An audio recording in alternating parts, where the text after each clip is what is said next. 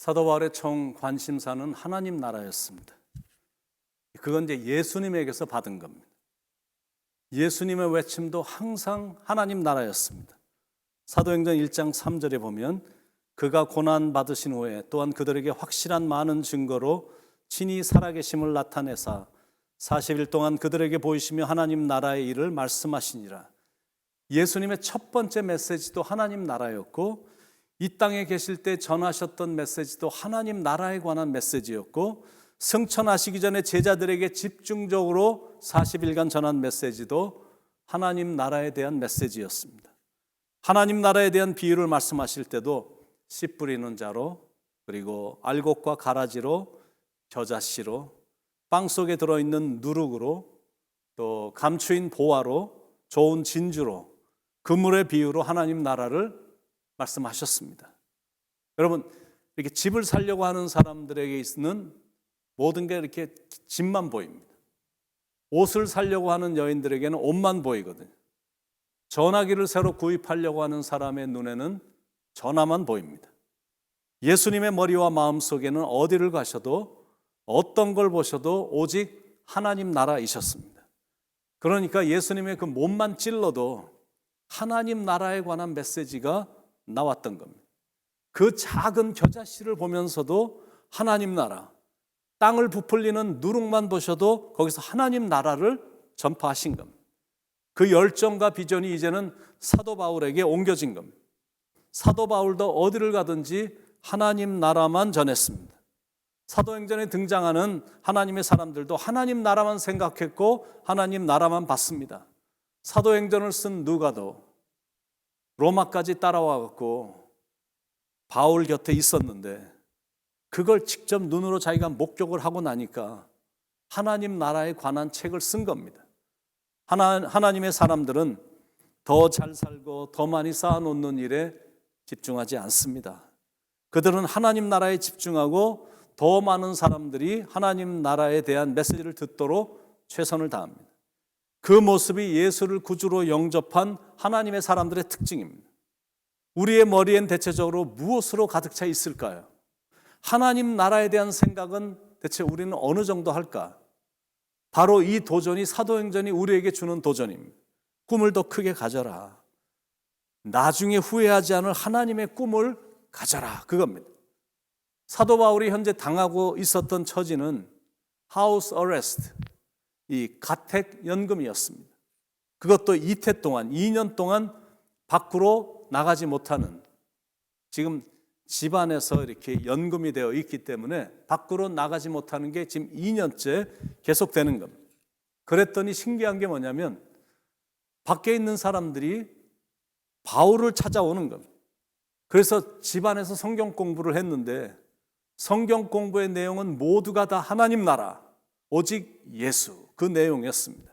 그러면서 사도행전이 끝이 납니다. 뭔가 만족감이 느껴지면서 끝이 나야 되는데 약간 시원치가 않은 겁니다. 그런데 거기에는 이유가 있습니다. 몇 년 전에 미국 극장가에 아주 센세이션을 일으킨, 선풍을 일으킨 영화가 있는데 전 출연진이 다 All Asians, 미국 사람들을 대상으로 하는, 관중들을 대상으로 하는 영화인데 출연하는 사람들은 전부가 다 아시안들이었습니다. 제 아들과 딸이 꼭 보라고 해서 봤는데 아주 마음이 시원한 영화였습니다.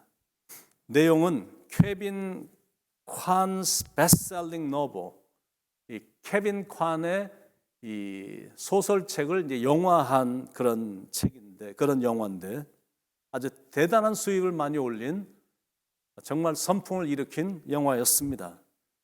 주인공은 레이첼 추라는 이 아메리칸 차이니스, 그리고 굉장히 미래가 보장된 뉴욕 유니버시티에서 교수로 있는 아주 젊은 여자에 관한 이야기인데, 그런데 그 여인에게 새 보이프렌드가 생겼습니다. 닉 영이라는.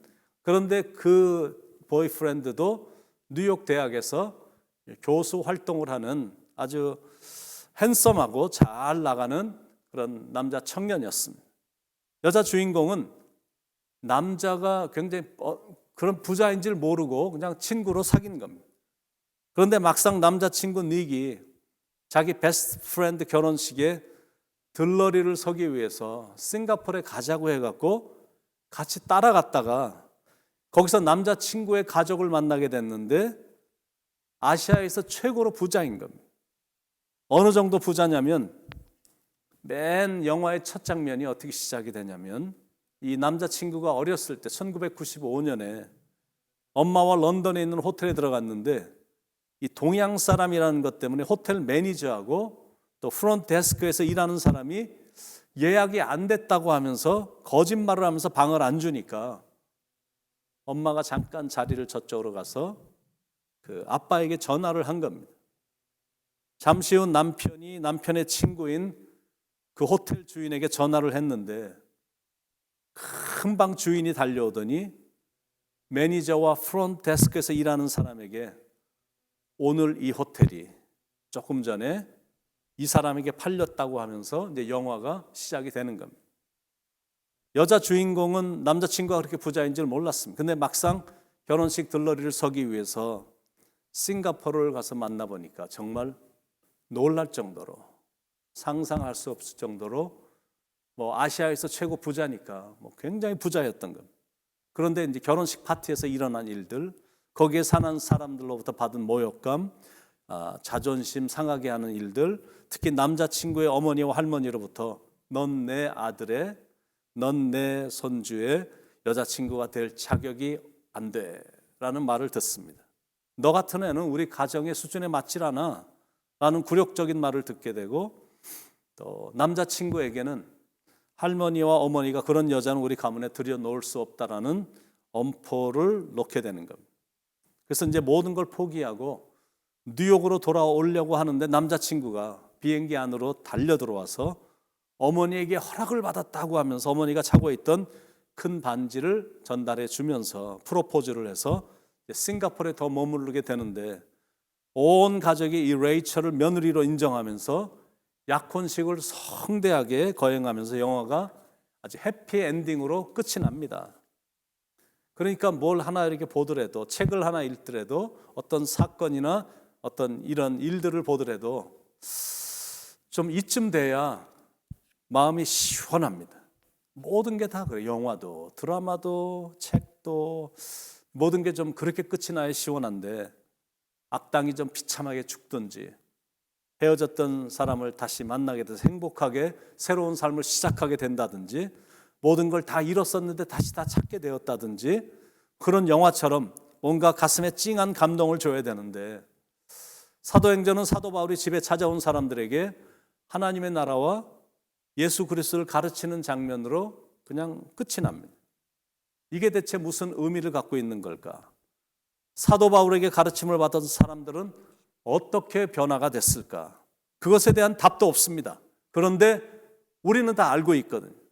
그들도 나가서 하나님 나라에 대해 열정적으로 전했음을 충분히 감지할 수가 있는 겁니다.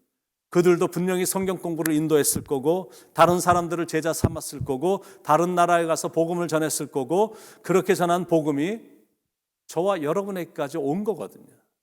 그러니까 하나님 나라에 대해서 복음을 전한다는 게 그렇게 중요한 겁니다.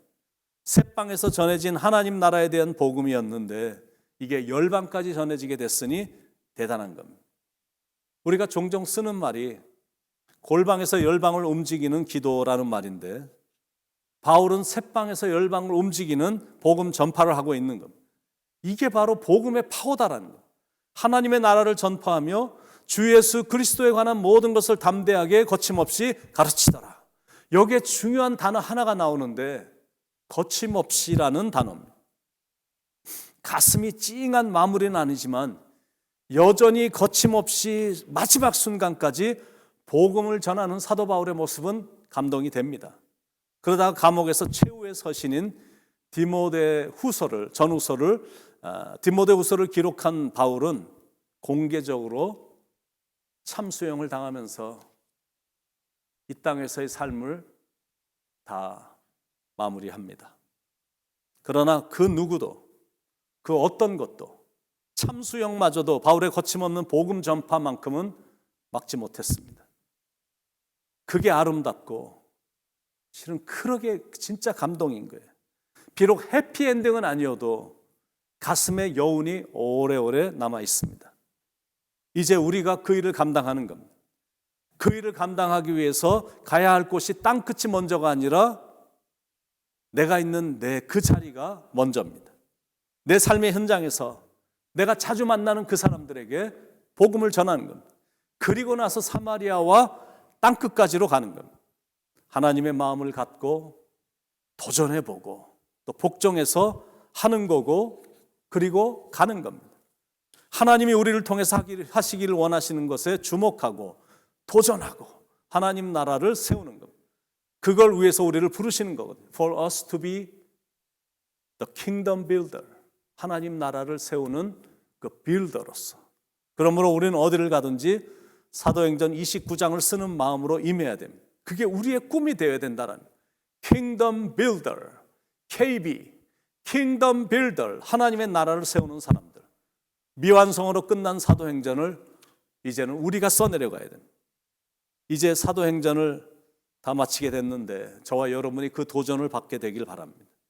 그런 마음으로 임할 때 주님께서 그 일을 감당할 수 있는 능력을 주실 줄로 믿습니다. 여러분의 그 마무리 인생이 그런 열정과 그런 마음으로 임하기에 해피 엔딩으로 마무리가 되기를 간절히 축원을 드립니다. 그동안 정확하게 30일에 걸친 사도행전 말씀을 여러분들이 경청해 주셨는데 진심으로 감사를 드립니다. 앞으로도 계속 함께 하나님 나라와 예수 그리스도의 복음을 위해 저도 그렇고 여러분도 힘있게 달려갈 수 있기를 간절히 축원을 드립니다. 기도하겠습니다. 사랑하는 하나님, 30일에 걸친 사도행전을 은혜롭게 잘 마치게 해주시니 감사합니다. 위대하신 하나님을 우리가 섬기게 되고 그 사람을 다 바꿔놓는 능력의 말씀을 시간 저희들로 하여금 듣게 하시니 감사합니다.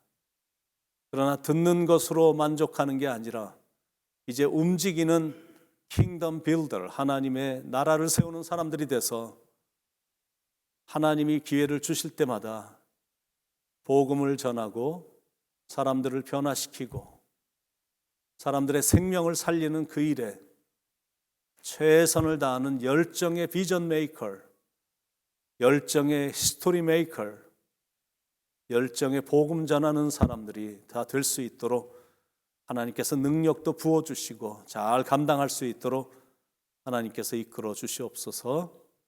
잘 마치게 해주신 하나님께 모든 영광을 올려드리며 사랑이 많으신 예수님의 이름으로 간절히 기도드립니다. 아멘.